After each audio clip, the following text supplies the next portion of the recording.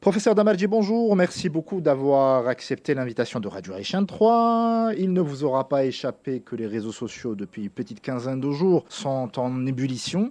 Alors, l'histoire, un mari aurait acheté une étoile à sa femme. Effectivement, quand ma femme m'a montré cette info, j'étais un peu stupéfait parce que, à ma connaissance, aucune agence spatiale n'a le droit d'attribuer comme ça des noms ou de les vendre.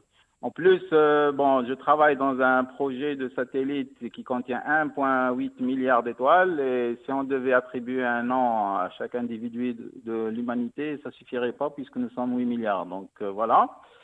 Effectivement, donc c'est une escroquerie. Je suis allé voir sur le site de l'Union astronomique internationale, donc UAI. Tout le monde, enfin vos auditeurs peuvent aller vérifier par eux-mêmes.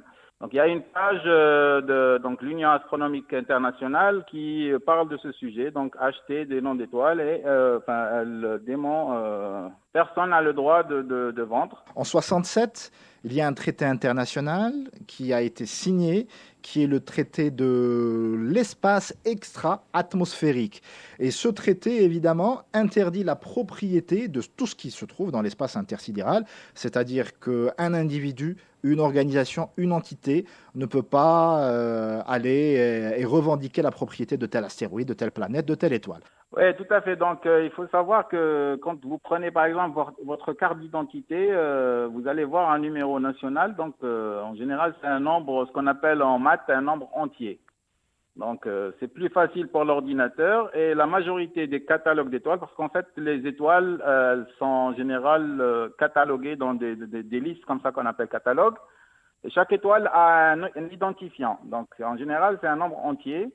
En informatique, bon, s'il y a des informaticiens qui nous écoutent, c'est soit des nombres entiers, soit c'est des nombres non entiers pour avoir un nombre beaucoup plus grand. Et c'est plus facile à l'ordinateur, donc quand on fait des bases de données, pour aller chercher l'étoile en question.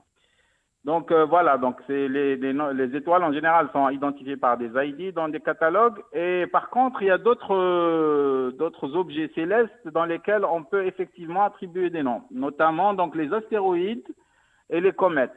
Donc ça, c'est géré par donc l'Union astronomique internationale, bien sûr, en collaboration avec un centre donc de mesure de ces objets. Et les noms en général sont attribués aux découvreurs de l'objet, parce qu'en fait, les astéroïdes, on ne les connaît pas tous.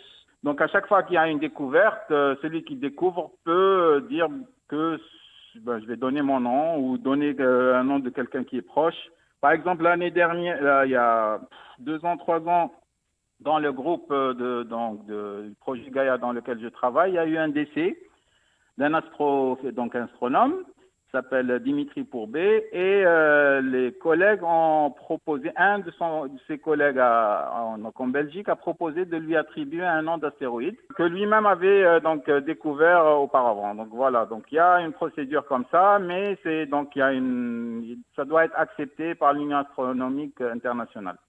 Merci beaucoup, professeur Damarji. De rien, merci à vous.